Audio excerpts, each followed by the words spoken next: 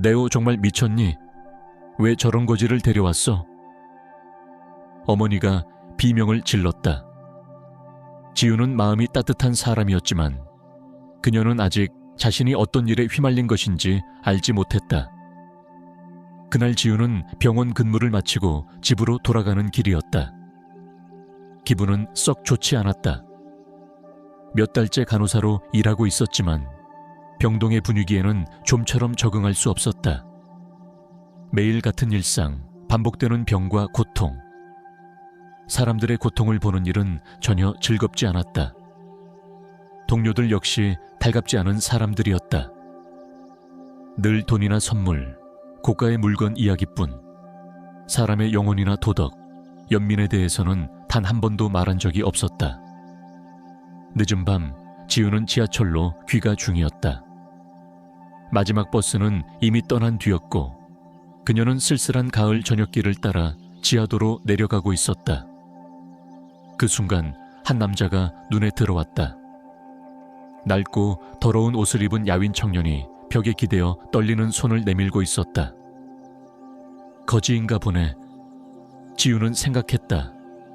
그녀 역시 아버지 없이 자랐고 어머니는 생계를 위해 3가지 일을 병행하며 어렵게 살았다.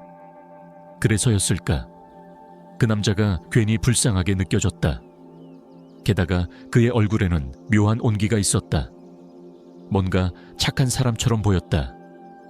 지우는 그에게 다가갔다. 가까이서 보니 잠시 동안 그녀의 옛 남자친구 민수가 떠올랐다.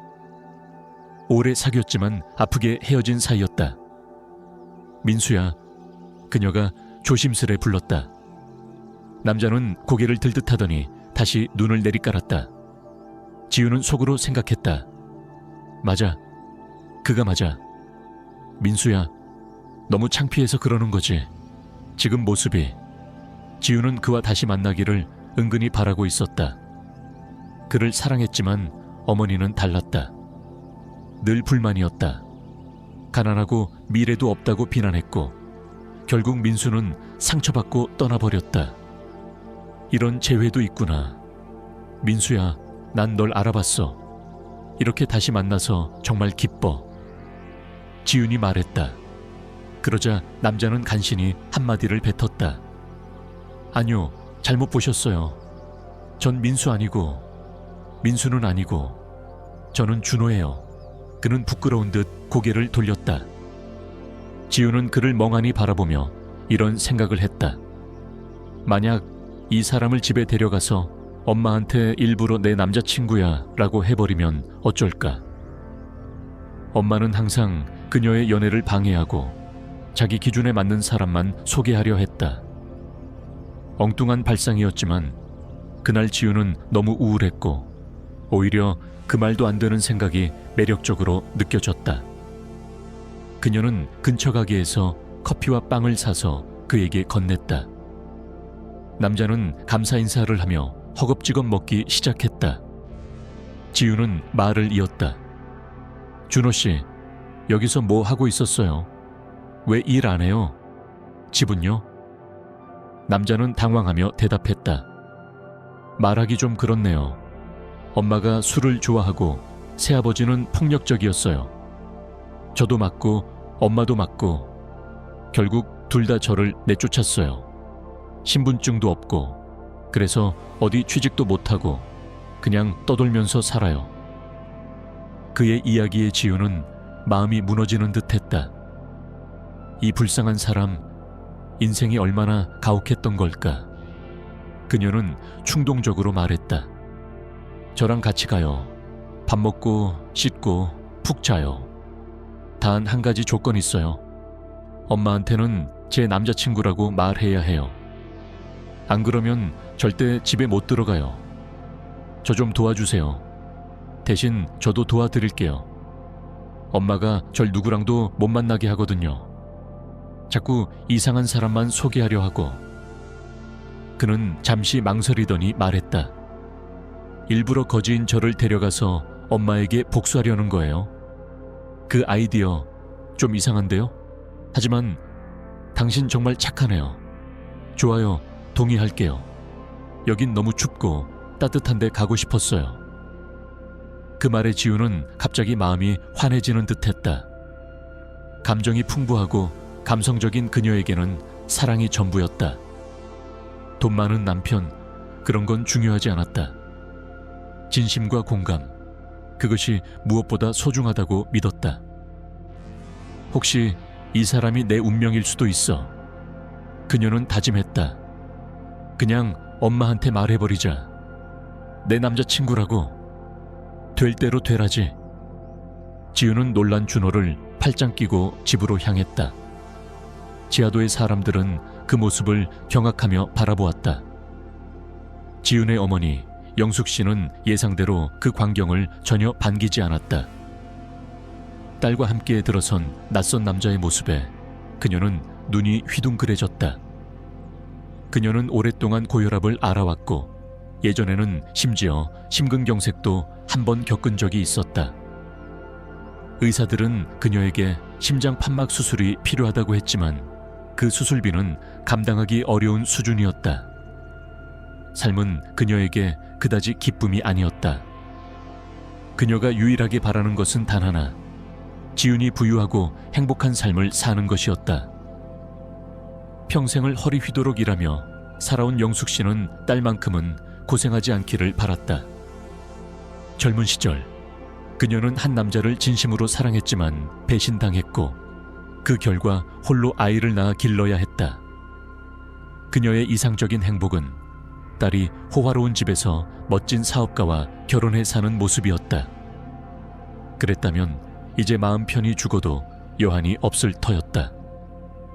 하지만 지금 그녀 눈앞에는 누더기를 입고 머리는 떡진 낯선 남자가 서 있었다. 어처구니가 없었다.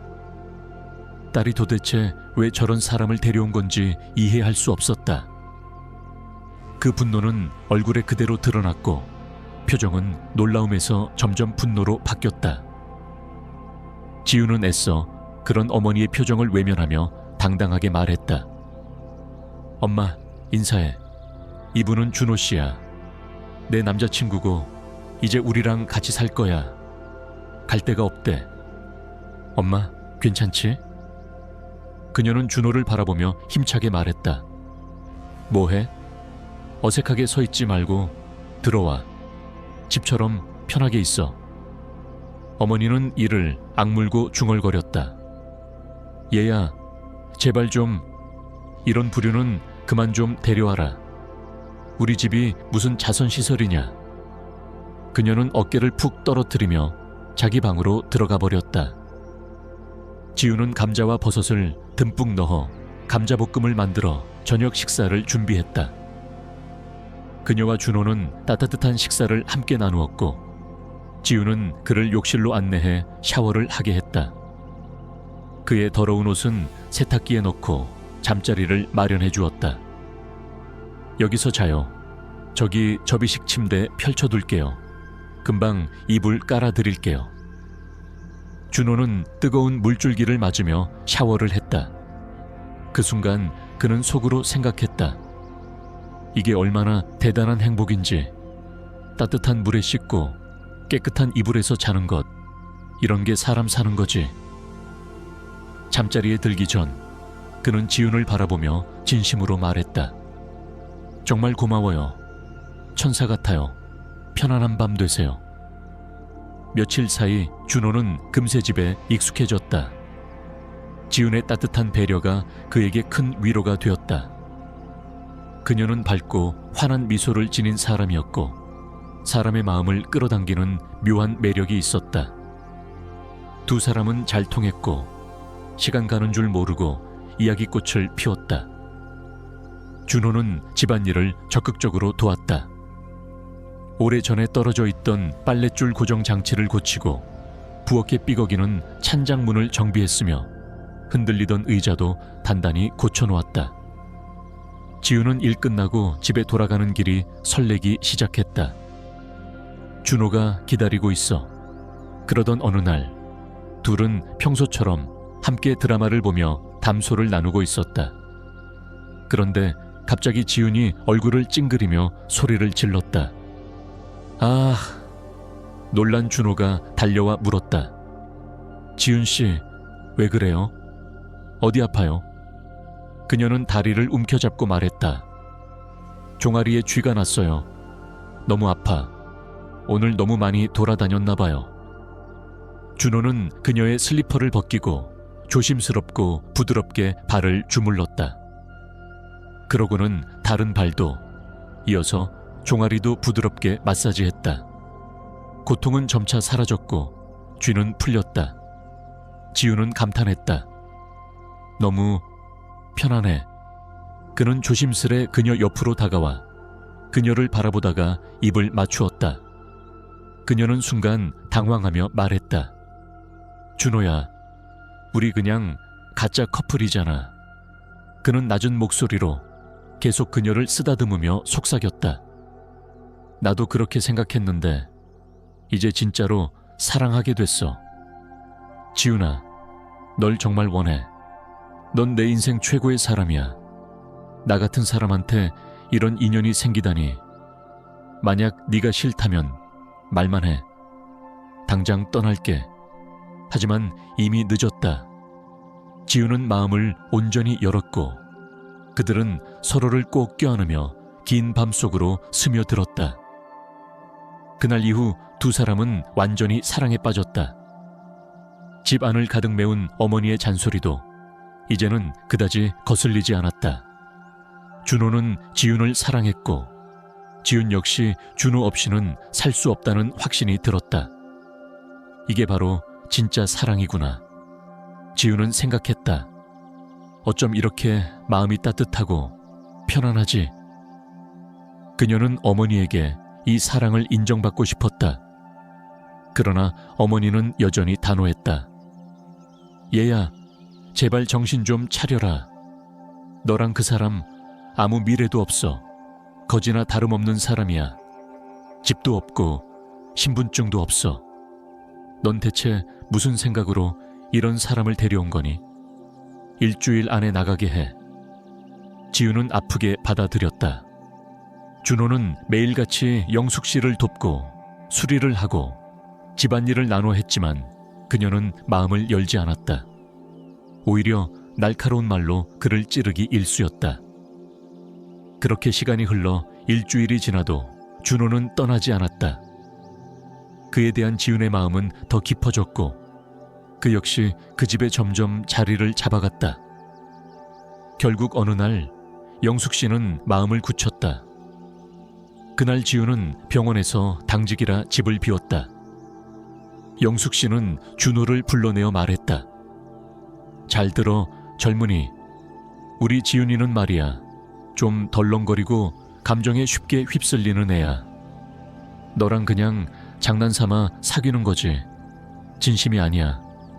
사실 그 애한텐 이미 약혼자가 있어. 지금 외국에 출장 중이거든. 그 사람 돌아오면 너 큰일 날 줄 알아.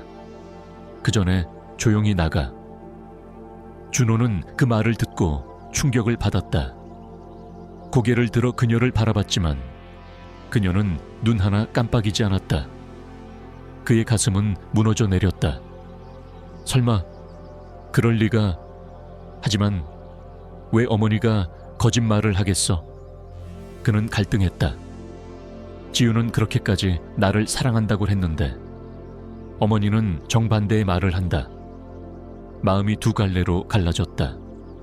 감정이 얼어붙었다. 발이 떨어지지 않았지만 그는 결국 무거운 몸을 이끌고 조용히 집을 떠났다. 단 한 번도 뒤를 돌아보지 않고. 그날 저녁 지우는 병원에서 예상치 못한 응급 상황으로 인해 밤샘 근무를 하게 되었다. 5살짜리 화상 환자가 들어와 병동이 비상사태에 빠졌고 그녀는 동료들의 부탁에 퇴근을 미뤘다. 그녀는 집에 전화를 걸어 어머니에게 말했다. 엄마, 오늘 밤도 당직됐어. 내일 아침에 들어갈게. 영숙 씨는 아무렇지 않은 목소리로 대답했다. 그래, 알겠어. 걱정 마라. 그러나 그녀는 속으로 흐뭇해하며 생각했다. 이제 그 아이는 멀리 떠났겠지. 지윤이가 돌아와도 못 찾을 거야. 준호는 한참 동안 방황했다. 그냥 기다릴까? 그녀에게 직접 진실을 물어볼까? 마음은 갈피를 잡지 못했다. 하지만 끝내 자존심이 발목을 잡았다. 난 아무것도 아닌 놈이야. 떠나는 게 맞아. 다음 날 아침 지윤이 집에 돌아왔을 때 준호는 이미 사라지고 없었다. 직감적으로 그녀는 모든 것을 이해했다. 눈이 뒤집혔다. 엄마가 그랬지? 왜 그랬어?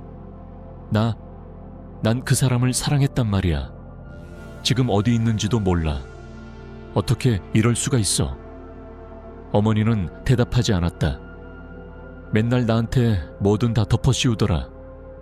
그 사람 내가 안 건드렸어. 스스로 나간 거야. 그렇게 좋으면 다시 찾아봐. 난 신경 안 써.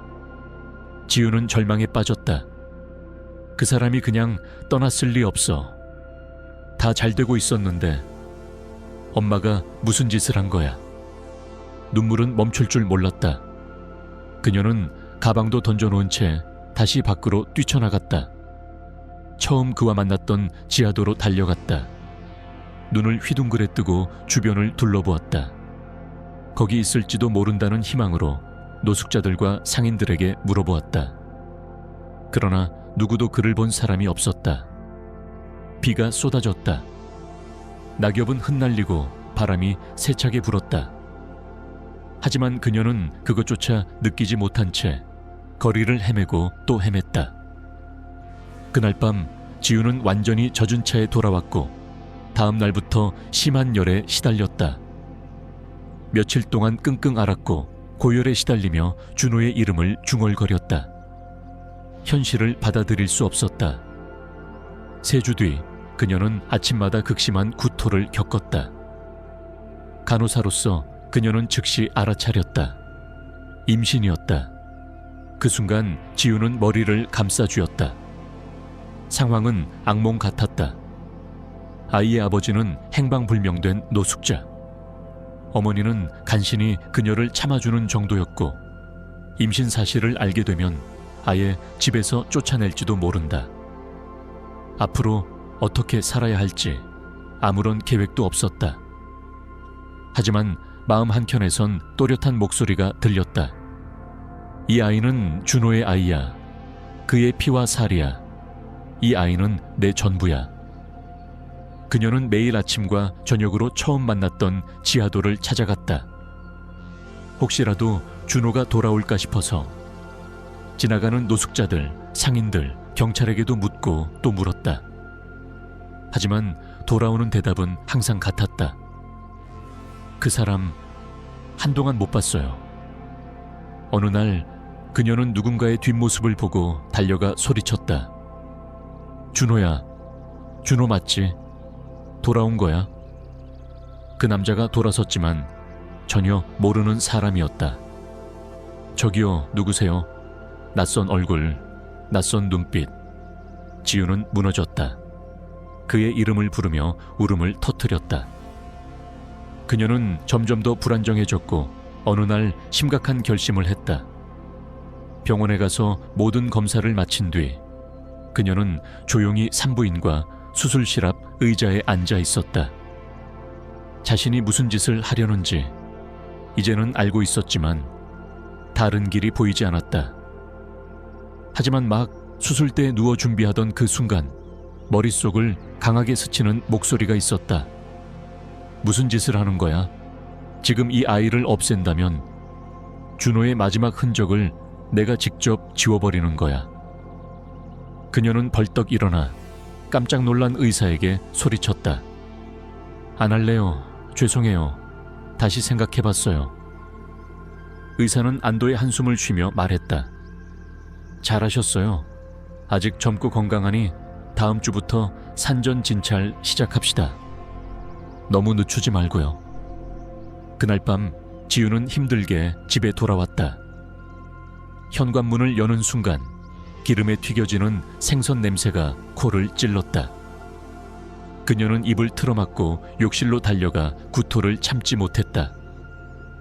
어머니는 놀라서 문 밖에서 말했다. 지윤아, 괜찮아? 뭘 잘못 먹은 거야? 독감인가?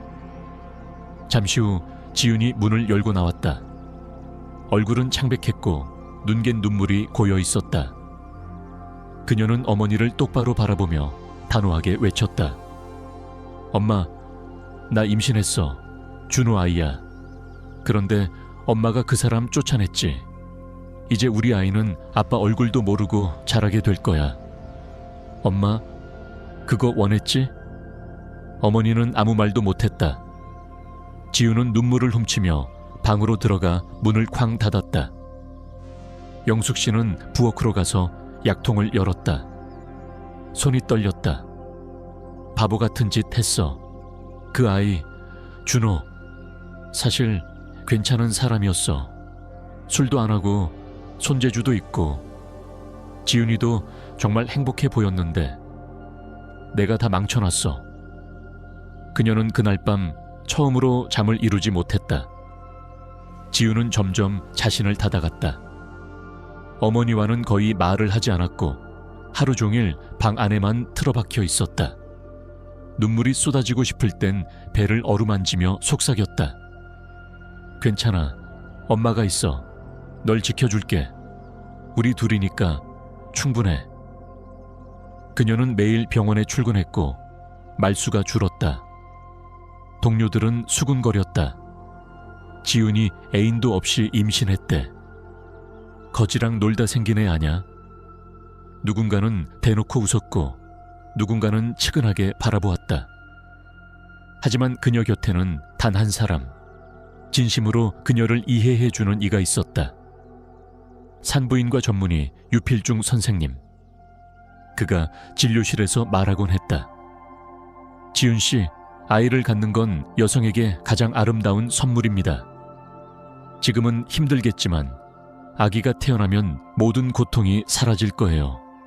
그 아이가 삶의 이유가 될 거예요. 그의 말은 단순한 위로가 아니었다. 깊이 있는 따뜻함이었다. 지윤은 조금씩 다시 살아가는 법을 배워갔다. 그녀의 눈엔 여전히 슬픔이 있었지만 그 안엔 새로운 희망도 자라기 시작했다. 시간이 흘렀다. 지윤은 이제 엄마가 된다는 사실에서 위안을 찾기 시작했다. 하지만 마음속 깊은 곳, 어느 한 귀퉁이에는 여전히 준호에 대한 그리움이 살아있었다. 그의 따뜻한 손길, 다정한 눈빛, 마지막으로 속삭였던 말들이 밤마다 떠올랐다. 준호야, 넌 지금 어디서 뭘 하고 있을까? 날 기억이나 할까? 혹시 날 잊었니? 그녀는 침대에 누워 점점 부풀어 오르는 배를 어루만지며 혼잣말을 하곤 했다. 어느 날 출근한 지우는 이상하게 집중이 되지 않았다. 서류를 헷갈리고 환자 이름을 잘못 부르고 검사 결과도 뒤바꾸려 했다. 선배 간호사가 짜증을 내며 말했다. 지윤 씨, 요즘 왜 이래요? 정신 좀 차려요. 출산 전까지는 프로답게 일해야죠. 지윤은 고개를 끄덕였지만 자신도 왜 그런지 몰랐다. 머릿속은 어지럽고 가슴은 쿵쾅거렸다. 그녀는 그날 병원 근무를 마치고 집으로 돌아오는 길에 문득 창밖을 봤다. 그 순간 집 앞에 멈춰 선 고급 세단 한 대가 눈에 들어왔다. 거실 창가에 있던 어머니도 차를 보고 놀란 듯 말했다. 지윤아, 와봐. 저 차 봐라. 영화에서나 나올 법한 차가 우리 집 앞에 섰어. 누굴까? 그 순간 현관벨이 울렸다. 지우는 심장이 멎을 듯한 기분으로 문 쪽으로 걸어갔다. 어머니가 먼저 문을 열었다. 문 앞에는 정장 차림의 잘생긴 남자가 서 있었다. 그는 밝게 웃으며 물었다. 안녕하세요. 혹시 지윤 씨 댁인가요? 들어가도 될까요? 어머니는 당황하면서도 문을 열어주었다. 그는 집 안으로 들어왔고 지윤이 그 모습을 보자 갑자기 그 남자가 달려와 그녀를 끌어안았다. 지윤아, 나야. 나 준호야. 돌아왔어. 나 보고 싶었지? 지우는 충격에 멈춰 섰다. 한참을 말없이 그를 바라보다가 갑자기 그를 밀쳐냈다.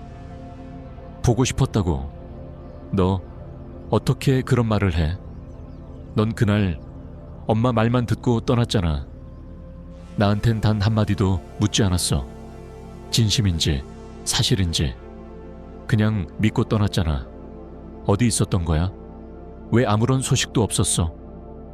준호는 얼굴이 굳어졌다. 그는 조용히 소파에 앉으며 말을 이었다. 지훈아, 다 말할게. 사실은 내가 너에게 모든 걸 숨기고 있었어. 나는 거지가 아니야. 내 이름은 강민수. 우리 가족은 해외에서 항공사를 운영하고 있고 꽤 큰 기업을 가지고 있어. 난 그 집 아들이야. 지우는 어이없는 듯 웃었다. 뭐라고? 그럼 그때 왜 그런 몰골로 길거리에 있었던 거야? 엄마가 돌아가신 뒤 아버지가 새어머니를 집에 들였어. 난 도저히 그 여자를 엄마처럼 받아들일 수 없었지. 그래서 집을 뛰쳐나왔고 몇 달간 거리를 떠돌았어. 그때 널 만난 거야. 지우는 말을 잇지 못하고 서 있었다. 준호는 조용히 덧붙였다. 그리고 너한테 말하지 않은 게 또 하나 있어. 나도 널 정말 진심으로 사랑했어. 그런데 내 어머니 말 듣고 너무 아파서 도망쳤어. 그녀는 고개를 돌리며 속삭였다. 아무래도 상관없어. 난 임신했어. 내 아이야. 준호는 얼굴이 하얗게 질렸다. 뭐라고? 임신했다고? 내 아이. 확실해? 그녀는 울먹이며 말했다. 너 어떻게 그런 질문을 해? 그 질문이 너의 전부야? 어떻게 그럴 수 있어? 그녀는 울음을 터뜨리며 방으로 도망쳤다. 준호는 무거운 마음으로 자리에서 일어났고 어머니는 조용히 그를 바라볼 뿐이었다.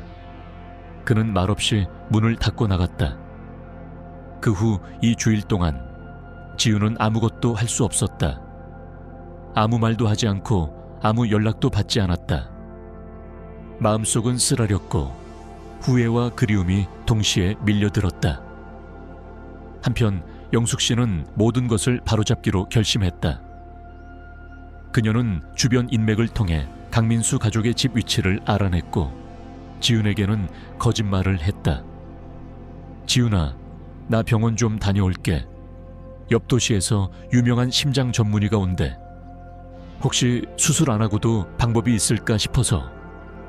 지훈은 고개를 끄덕였다. 엄마 혼자 괜찮겠어? 내가 같이 갈까? 안 돼. 너 지금 몸조리 할 때야. 엄마는 혼자 다녀올 수 있어.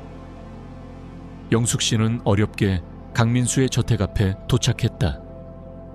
그녀는 문을 두드렸고 경비가 그녀를 확인한 뒤 집 안으로 안내했다.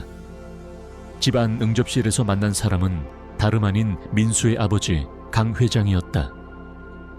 그녀는 떨리는 손을 모으며 말했다. 강 회장님, 제가 지훈이 엄마입니다. 죄송하지만 꼭 드릴 말씀이 있어서 찾아왔습니다. 사실은 민수 씨와 지훈이는 서로를 정말 사랑했어요. 하지만 제가 그걸 망쳐놨어요. 처음엔 그가 단순한 노숙자인 줄만 알았죠. 제 딸은 평생 가난하게 살아왔고 저는 그 애만큼은 부유하게 살기를 바랐어요. 그래서 제가 거짓말을 했어요. 지훈이한테는 약혼자가 있다고 민수 씨한테 그렇게 말했어요. 영숙 씨는 고개를 푹 숙이며 눈물을 삼켰다. 지금 생각하면 너무나도 후회돼요. 그 애들 지금 너무 힘들어하고 있어요. 저 때문에 그 둘이 갈라졌어요. 강 회장은 조용히 그녀의 말을 들었다. 안경을 벗으며 깊은 숨을 내쉬었다. 그러니까 제가 곧 할아버지가 된다는 말씀이시군요. 영숙 씨는 놀라 고개를 들었다. 네, 맞아요. 지훈이가 임신했어요. 그런데 민수 씨는 아직 몰라요. 강 회장은 조용히 고개를 끄덕였다. 걱정 마세요. 제가 민수에게 모든 걸 이야기하겠습니다. 그는 비서에게 지시해 영숙 씨를 집까지 안전하게 모셔다 드리도록 했다. 차 안에서 영숙 씨는 창밖을 보며 생각했다. 이젠 내가 할 수 있는 건 다 했다. 남은 건 그들의 선택이지. 그날 저녁 민수가 집에 돌아오자 강 회장은 조용히 그를 불렀다. 민수야, 우리 얘기 좀 하자. 민수는 무거운 얼굴로 아버지 앞에 앉았다. 그러자 아버지는 곧장 본론을 꺼냈다.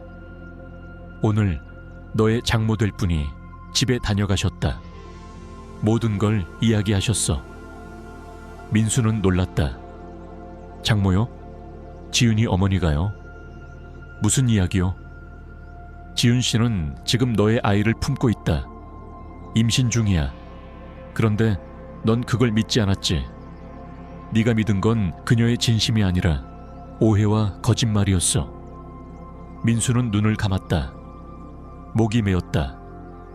그녀가 나를 정말 사랑한 거였어요. 그래, 너를 사랑했고 지금도 사랑하고 있어. 자존심 따위가 중요한 게 아니야. 지금 내 곁에 있어야 할 사람이 누구인지 생각해봐. 아버지의 목소리는 단호하고 깊었다. 그 말을 듣고 민수는 숨을 크게 들이켰다. 갑자기 모든 것이 분명해졌다. 지윤, 내가 얼마나 어리석었는지. 그는 그 자리에서 일어나 꽃다발과 케이크를 들고 지윤의 집으로 향했다. 문을 열자마자 전해들은 소식은 충격이었다. 지윤이 병원에 있어요. 갑자기 피가 많이 나서 아이를 잃을 수도 있다네요. 어머니의 말에 민수는 얼굴이 하얘졌다.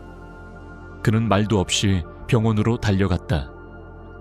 응급실에서 만난 의사는 그를 알아보고 말했다. 아, 강민수 씨죠? 다행이에요. 오셨군요. 지금 상태가 심각한데 혈액이 필요합니다. 도움을 주시겠습니까? 네, 물론입니다. 뭐든 할게요. 민수는 곧장 헌혈실로 향했고 이후 의사들에게 간곡히 부탁해 잠시 지윤을 보기로 했다. 지윤은 창백한 얼굴로 침대에 누워 있었지만 민수를 보자마자 눈가에 생기가 돌았다. 지윤아, 내가 왔어. 너무 늦었지? 미안해. 정말 미안해. 난 너 없이는 살 수 없어. 우리 아이 지켜야 해. 넌 나의 전부야. 그는 그녀의 손을 꼭 쥐고 그녀의 배 위에 손을 얹으며 속삭였다. 우리 아기야. 나야. 아빠야. 너 꼭 살아야 해. 엄마랑 아빠는 너를 기다리고 있어. 너는 우리 희망이야. 지윤은 민수의 손을 느끼며 조용히 눈을 감았다. 마음이 따뜻해졌다. 오랜만에 숨이 깊이 쉬어졌다. 이제 괜찮아. 다 괜찮을 거야. 민수는 그날 밤 병원에 머물며 한순간도 그녀 곁을 떠나지 않았다. 기도도, 후회도, 사랑도 모두 그 자리에 있었다. 다음 날 아침 민수는 밤새 한숨 자지 못한 채 병실 앞 의자에 앉아 있었다. 그때 유필중 선생님이 그의 어깨를 가볍게 두드리며 말했다. 수고 많으셨습니다. 걱정 마세요.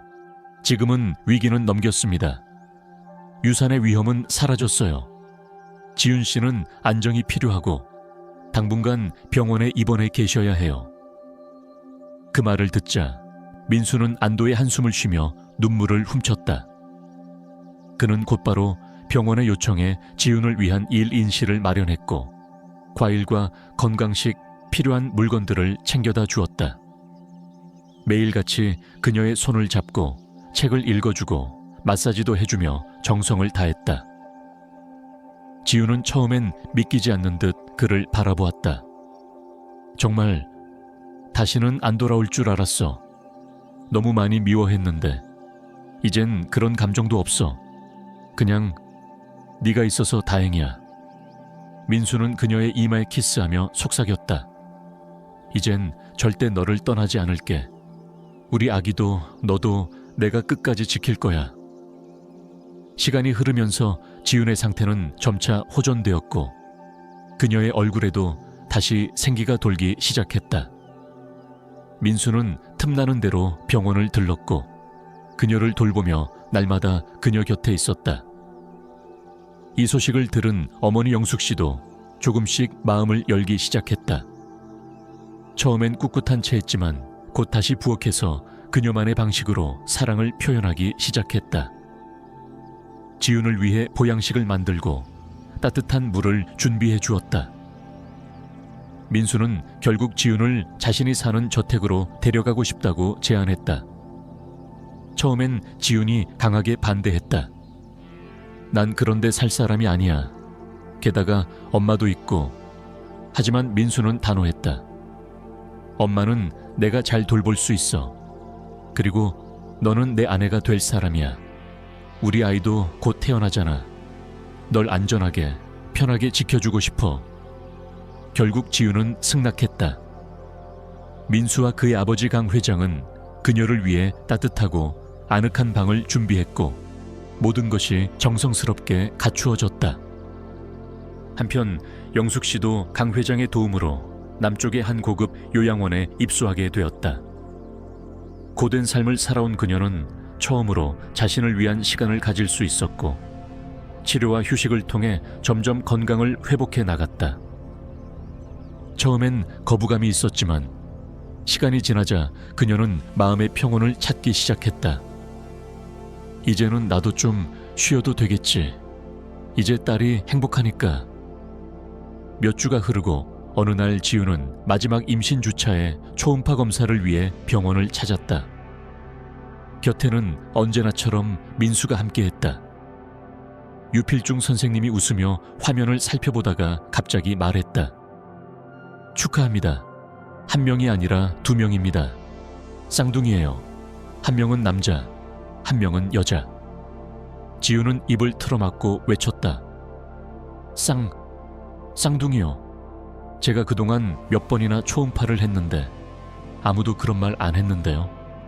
유 선생님은 장난기 어린 눈으로 웃으며 말했다. 알고 있었어요. 하지만 괜히 미리 걱정하실까봐 지금 말씀드리는 게 좋을 것 같았죠. 두 아이 모두 아주 건강하게 자라고 있어요. 걱정 마세요. 민수는 믿을 수 없다는 듯 자리에서 벌떡 일어났다.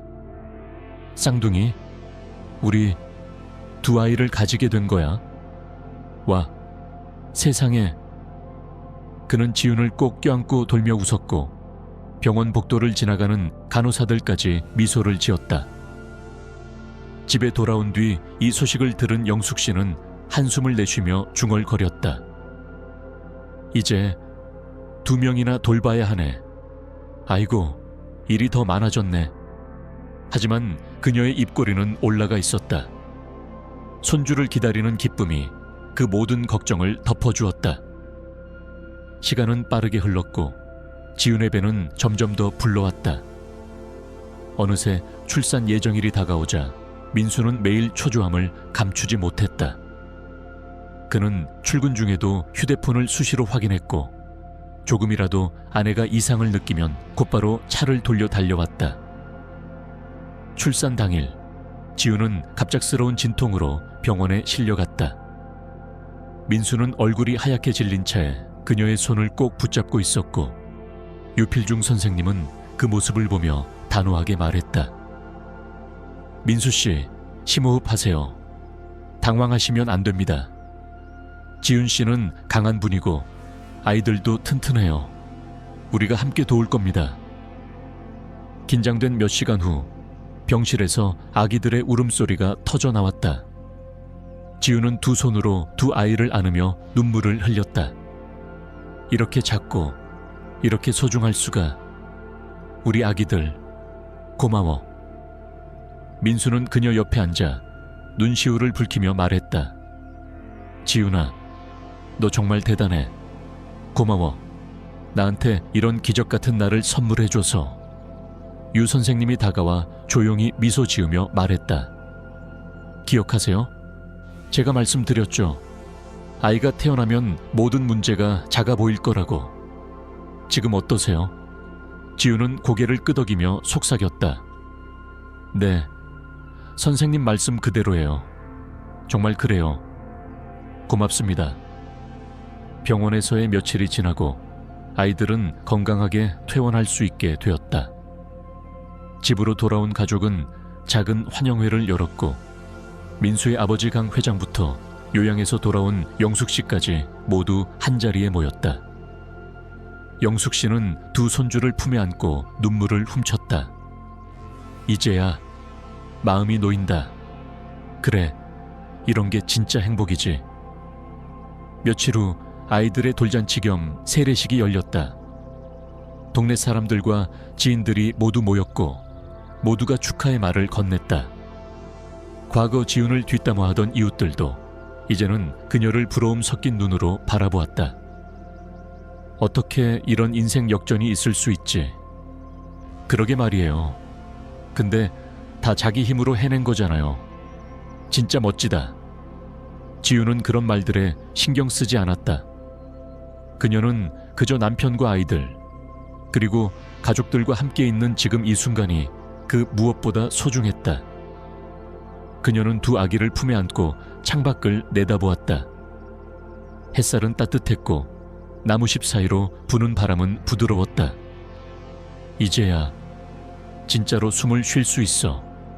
진짜 나답게 사랑받으면서. 민수는 그녀 곁에 앉아 아이들을 쓰다듬으며 속삭였다. 우리 아이들 세상 누구보다 행복하게 키우자. 지우는 미소 지으며 고개를 끄덕였다. 응, 어떤 일이 있어도 지켜낼 거야. 그렇게 그들의 삶은 조용하지만 단단하게 다시 시작되었다. 이제 두 사람은 더 이상 외롭지도 두렵지도 않았다. 그들 앞엔 따뜻한 햇살과 웃음소리로 가득 찬 새로운 미래가 기다리고 있었다.